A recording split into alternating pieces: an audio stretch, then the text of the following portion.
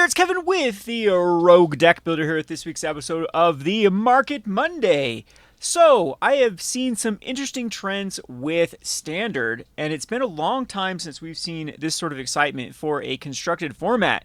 The whole joke has been for a while now that Magic is just Commander, so all the prices that typically go up and down are focused more upon the Commander format than anything like Pioneer or Modern or Standard. But in the past few Pioneer RCQ seasons, and even with this last Pro Tour with some of the Modern, we saw a lot of cards actually go up and down, which is an exciting time for Magic the Gathering because we've been under the 2020 reprint hell where everything just went down across the board. There was just too much product that was competing for everyone's dollar. No one is excited about constructed formats. And now we're starting to see the trends go back to tabletop, go back to people playing 1v1 formats. And that leads us to an interesting time in the market. So let me give you a little bit of a backstory of why I started this. If you actually go back in my channel, man, we've been doing this for like 10 years. One of my very first videos actually was what we called the Rogue Market, which then morphed into a channel of its own, where I focus on talking about basically this Magic the Gathering market, and I focus on other TCGs as well there, but typically Magic is my bread and butter. And so the backstory with that was I was really interested in Magic the Gathering finance, or just following trends for Magic the Gathering cards, when I realized how expensive of a hobby Magic was. So when I started playing constructed formats and you started to need 4X cards, what was it when I started playing? It was JIT. Umezawa's JIT was like $30 a pop. And at that time, you never want to overpay for a hobby. And I started to see that you could make little niches here and there with trading cards. And just if you got ahead of the trends, you could actually subsidize your hobby, or in my case, you could actually make a little bit of money on the hobby. And it really came into relevancy in my life when my collection was stolen. So I had about a $9,000 collection at the time. This was years and years ago. So it was all the cards that I collected through my childhood and all the trading I've done and all the savvy things.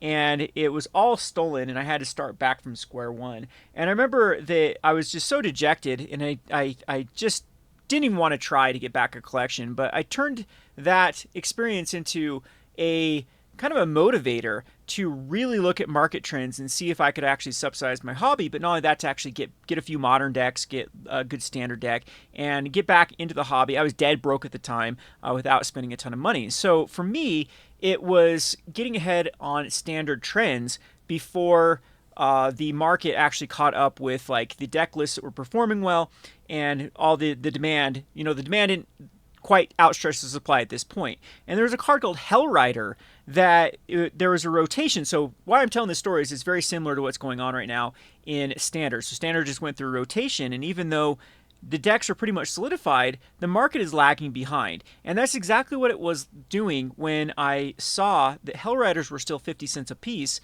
and the mono red decks needed 4-ofs, and there just wasn't a lot of supply out there, comparatively speaking, to the demand of the decks that were being created. And once these deck lists started showing 4-Os and 5-Os on these different tournaments, then I knew that people were going to want to get Hellriders. So I hurried and jumped in, and I traded for a ton of Hellriders. And so I had a little gig going on at the game store I played in. I would trade foils to the foil guy for commander cards, and I trade commander cards to the commander players for standard cards, and I trade standard cards to the standard players for foils. And it was like this rinse and repeat. I was that guy that had connections with the different people. And this is way before I started doing what I called, soft speculation, buying from places like TCG Player and then selling, or, buying off of just different marketplaces and selling and get ahead of stuff. I have stories of that where I was able to, flip a couple $1,000s on Arclight Phoenix specs, things like that. So anyway, now I'm digressing with where this story is going, but that was really the focal point and the motivator for starting this Market Monday. And now I talk more about just the market as a whole. Now I own a local game store, and so sealed product and other things have more to do with this topic than they did before. But that used to be my bread and butter with this particular channel, with what we call the Rogue Market and the Market Mondays, was trying to get ahead on specifically standard, and then after a while it was modern trends based upon data. So I'm just going to go through what I'm seeing in standard right now, and I haven't really looked at a lot of stuff, so you're going to get what I do on a day-to-day basis, or what I used to really do when I was really into this, of what I would analyze particular decks and decide which cards I think are good to, start to get ahead of the trends and maybe even make a move on them. So anyway, so first of all, there are a couple of resources that are good for doing this. I still think for standard, the bread and butter is just Goldfish. MG Goldfish, you can come over here and you can click on the movers and shakers. This isn't the best place to scrape data because Goldfish has some problems with TCG, like trying to do TCG market versus like actual things that are selling. So just take that with a grain of salt. This is a good baseline. You don't want to have this as canon, basically. You actually want to look at it as baseline and then start doing the research on the prices to make sure they make sense. But it's a good place to park right at the very first to see what cards are trending. And typically if there are big spikes, it's going to pull them up on Goldfish. So right now you can see this Urbrass Forge. Let's actually see if we can zoom in here a little bit. So this Urbrass Forge is exactly what I'm talking about for standard. So this is Urbrass Forge is in a Boros tokens deck that is doing very well in standard right now, and it also is typically a 4 of sideboard in a lot of the red aggro based strategies, because what ends up happening when they go against Golgari decks or against Orzhov mid-range decks is they the one-for-one trading is not very good. So cut downs and go for the throats. The efficiency removal right now in standard is very strong. And so they do this little switcheroo post-sideboard and bring things in like Urbrass Forge, which are very good against 1v1. You don't want to be like taking care of a token that's just going to die anyway. And this card can single-handedly take over games if it's not dealt with. And so if weeks ago, if you start seeing the first data points, the deck lists have been doing well, you would have seen this trend in both the red aggro decks as well as the Boros token decks, both utilizing a lot of Urbrass Forge. And now it's caught up to where this card has spiked up $16 from it was a $1 card. It was, if we actually look at the trends here, this card was okay. It was more like $2 at its low. And this card was this is where I'm very interested in standard right now, because it wasn't like this card wasn't seeing play pre-rotation, because it was, and I'd even arguably say that it was starting to see play clear back here as a mainstay. Even Outlaws, even back in Karlov Manor, it was starting to see a lot of play back clear back then, and I wouldn't even fault it for people to go in on card prices clear back here, but we're under a different market, and that's also what I want to.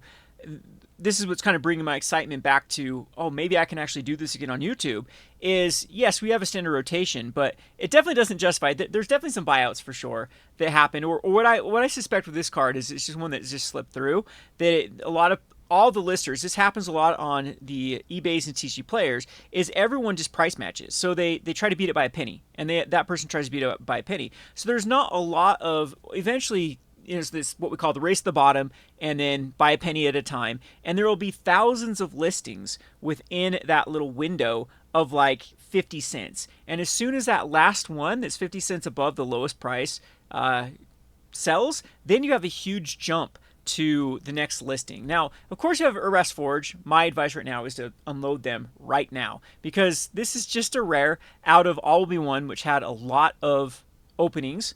And it still continues to be like a set that people do open the collectors. And it's still available. There's a lot of product that's still available for this. And so I don't think that this card can really hold this price tag. And what I'm suspecting what's happening with this particular card too is it was that exact scenario that I said, that everyone did this little race to the bottom that's undercut by a penny, and we had thousands of listings, and the demand was actually perfectly amount to outstretch this. And of course, there could probably be some buyouts and some speculation on this card.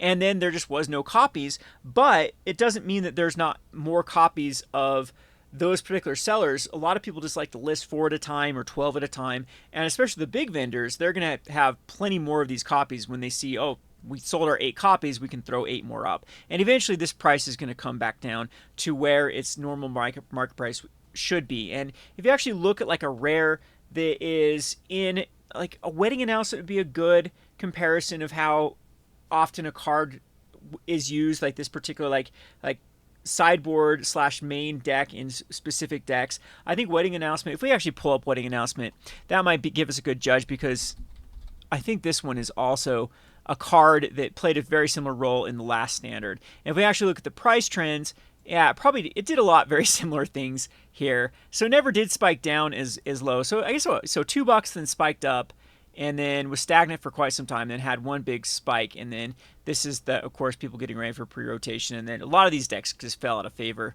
for the wedding announcement at the very end of the standard season here, when deck lists started to get solidified with when we're at the top tier power before a rotation. So anyway, I think that's what is a good indicator of where Urbrass Forge is. So I'm saying right now that it's at its height. I wouldn't fault you for keeping on, but this definitely wouldn't be a card that I'd speculate into. Now there's a few other cards too that I've been noticing. Like I've been looking at this Domain deck for cards, because Domain seems to be the most played deck at the moment. It didn't really lose a lot when it lost the mana base, which people thought would really hinder this deck, but casting Leyline Binding for 2 versus 1 isn't that big of a deal, and so it's still a very viable deck. It still has all the pieces, and arguably even got some help with the things like this Heap Harvest, which is a very good ramp card. It can also gain you life to this deck just needs to stabilize for an Atraxa, and a lot of the aggro decks just can't beat an Atraxa. There's just too much value at that point. And there are some other ways to build this deck too. I've seen the Outlaws of Thunder Junction card that gains a life for every different color in a spell that's cast. There's different ways, but this is another deck that I've been looking at for cards that have been going up to see just the health of the standard. And right off the bat, there's things like Temporary Lockdown that have also had a pretty good price increase in the. See if it shows up here. It doesn't seem like Temporary Lockdown is hit on Goldfishes, but if you actually were to click on Temporary Lockdown, this card has seen a substantial price increase within the last few days. So let's go over to the normal one for Temporary Lockdown, because of course it wants to show us so you see it bottomed out at $2 and now it's back up to $5, because this is another card that just is very good against token based strategies. Even if it has to just 1-for-1, it clears even things like food tokens, clue tokens, and Boros tokens is still a thing. Boros aggro is still a thing, where they have a lot of 1 and 2 drops, and even things like Golgari have a lot of 1s and 2 drops. Like I said, if you just even have to 1-for-1, that's not that bad of a trade for a 3-mana spell for a 2-mana spell at that point. And so this is seeing a ton of play. And again, it was seeing a ton of play before the standard rotated. So this is a very good sign for the post, or the sets that did not rotate, like Dominaria Forward, of the cards that are contained in those sets. The supply of those might actually be, that's what I'm really starting to read from these trends of things like the Urbrass Forge and Temporary Lockdown, is maybe we overestimated the amount of supply from this particular era. So this particular era was sandwiched in between overprinting, where people have already lost faith in the market of just like, they're just going to print, there's so much supply out there. And so these sets typically didn't sell that well to begin with. And then we had a resurgence with a lot of hot sets. We had Wilds of Eldraine, we had Ixalan, and Outlaws of Thunder Junction actually did well. There's only really one stinker set within that time period, which is the Murders of Karlov Manor, which actually, if now looking at cards where I would look for cards that have the potential of going up faster than any other card, I would look for a Murders of Karlov Manor card that sees a lot of play in a top tier deck. And if it hasn't actually spiked up, which most of them already have begun to go up, then I think that would be the card to speculate into. Anyway, so let's go back to kind of my thought experiment here. So typically what I do is I just do this and start looking down the list of if anything seems undervalued. So the first thing that actually does catch my eyes is Heap Harvest. It's in Bloomburrow. Very, very opened up set, but we've seen commons. I like to say commons are the new uncommon, because the vast majority of sales now, a lot of the money, let's talk overall dollar, that is purchased into a standard product goes into collectors. And collectors actually have more uncommons than they do commons. Commons just have these slots that are typically just foils. So they have a foil common slot and you only get a couple per packs, comparatively to a lot of the uncommons that have showcase versions and foil showcase versions. Then those actually have a lot more supply getting into the market as uncommons than commons do. And then of course rares from collector's editions get a lot of supply coming from those. And so commons, we're in an era where commons can be worth $2 to $3. And so if you actually look at like Heap Harvest for 15 cents, and if this go over to like EDH Rect and see how much, so again, this is like kind of on my so you go over Heap Harvest, and you see how many decks that it's starting to be playing, 2,671. That is a good sign for a common. In my prediction, this card is probably going to be a dollar common when the dust settles for Bloomborough. I mean, there's plenty of other cards that have been in this kind of scope of card that sees a lot of play in Commander, that sees a lot of play in Standards, a 4 of in a deck, that do reach those type of prices. And if you want to any other examples, you can look at is it Monstrous Rage? I know that's an uncommon from Wazville Drain that was also opened up a ton. That is now like a $4 uncommon, I think. If we go back to this see if it actually shows here. Nope, it probably fell off because it spiked up a couple weeks ago. Monsters Raids at Wazville Drain just sees a ton of play in these Pioneer and red decks from Standard. And now it's like a $4 or $5 uncommon. So anyway, that's kind of the theory behind getting in front of these trends. So this is also a good thing too. So you can see something else that stands out, and this is where some research comes into play. So we got herd migration here. Herd migration, you say, okay, well, obviously this card should be seeing more play if it is a 4 of in the number 1 deck. But that's where you come over here, which I like Goldfish. It shows you all the different printings, and you always have to look out for this. And so this is the bundle promo. So typically if a promo gets hit in a bundle, then it's not going to be worth anything because there's just way too much supply out there. So there's a card called Mockingbird too out of Bloomborough that sees a ton of Commander play, sees a ton of Standard play at this point. There's people speculating on it that it's one of the cheapest clones ever printed, and I think it even sees some like Legacy play.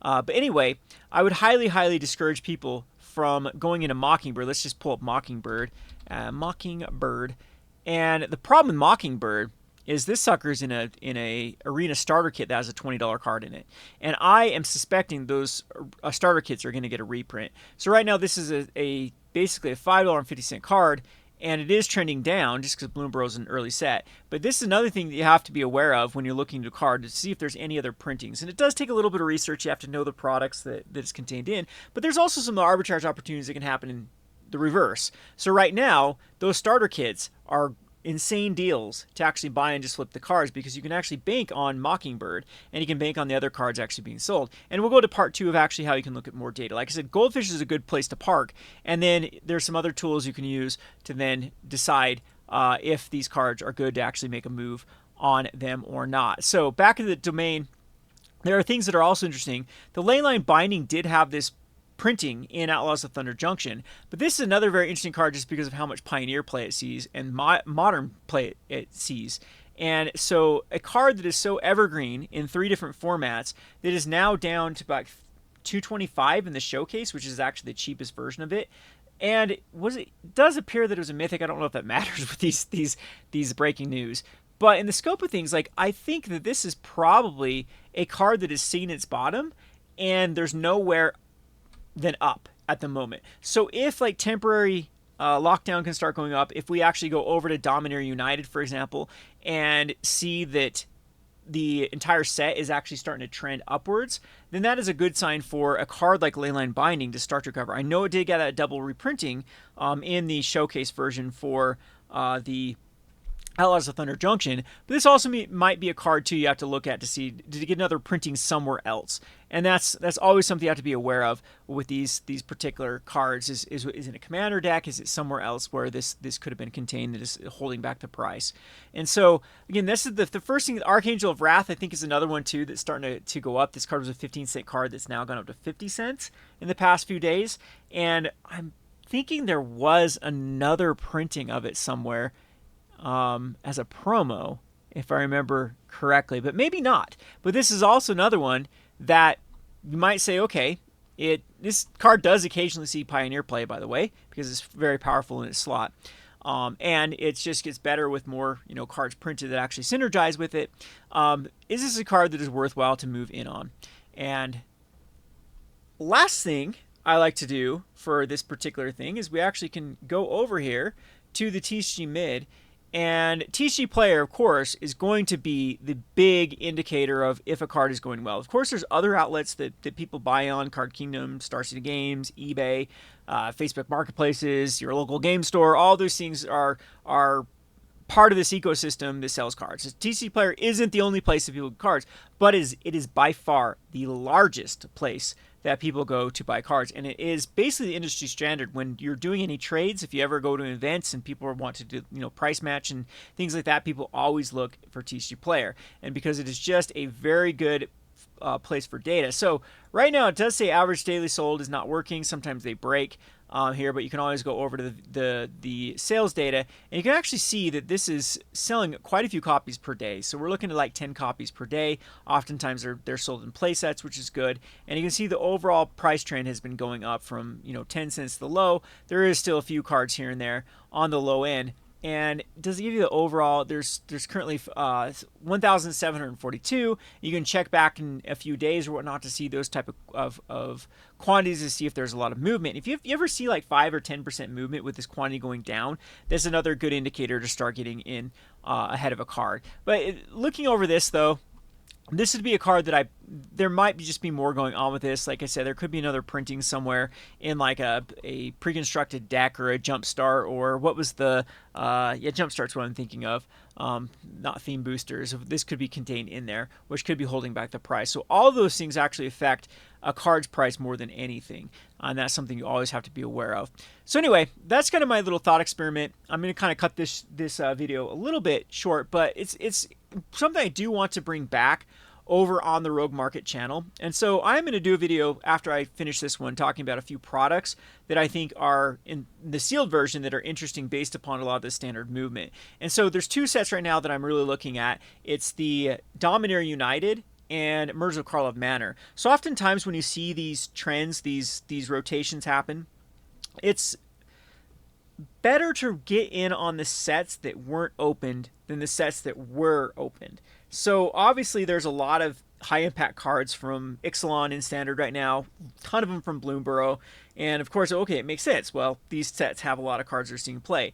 Oftentimes though, it's better to look at see if there's sets like Karlov Manor and Dominaria and see, okay, does this price justify it being this low compared to the contents within them? And so that's kind of the thought experiment I'm going to take over at the Rogue Market. So I hope you've found this video interesting. Like I said, I'll have to talk more about my experience of doing this. Like, I don't do it nearly as much now, but this played a pivotal role in my, I guess you could call it, career, of when I started playing Magic the Gathering competitively, and I was constantly rotating and testing through decks. And you had to have, like, unless you want to get absolutely, destroyed by your hobby, Magic can be very expensive.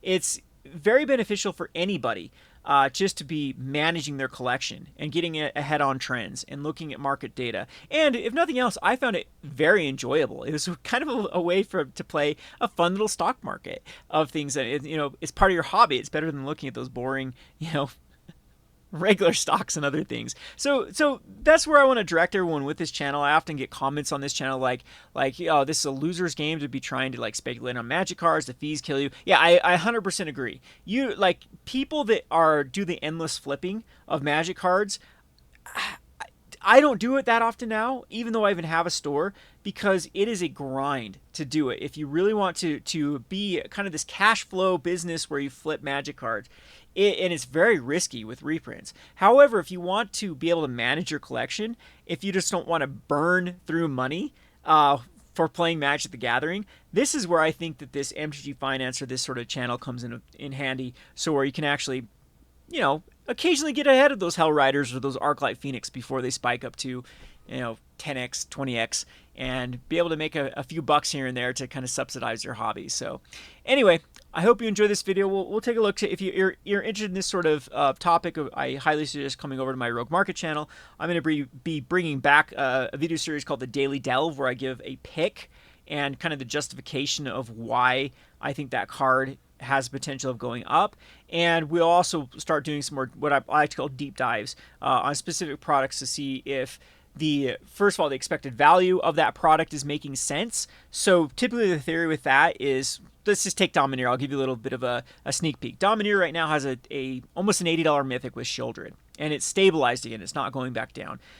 Even if the EV doesn't make sense on a set that has an $80 card, you better believe all the Timmies are chasing that card. And so they're going to be buying Domineer United boxes, even though and this is what I always laugh about Pokemon. If you ever want to see a product that has absolute trash expected value, Pokemon is the worst. When you buy a booster box of Pokemon, good luck even getting a tenth of it back on average. And people chase and chase and chase these Pokemon packs when nothing is worth money out of Pokemon. There's no utility in that product. People are chasing very specific cards that have pull rates that are, like 1 out of every 164, and then they're worth $40. That's always gets me. It's like, you can pull a $40 card. Cool, you have to open up 164 packs to get it, which ends up being, over $600 at that point if you're paying market, or if you're playing like regular MSRP for it. And so it's that sort of mentality that can be applied to Magic. If there's like an $8 card, that type of personality is just gonna be, gambling to try to find those cards. And so again, those are two things I'm really looking at as Myrtle Carl of Manor and Dominaria for particular, not only specs but the sealed product has a potential of going up. So anyway, you can head on over to that channel if you're interested in that sort of conversation. If not, we'll get back to the regular Market Monday of just talking about other trends in sealed products in the overall market. Thanks for watching.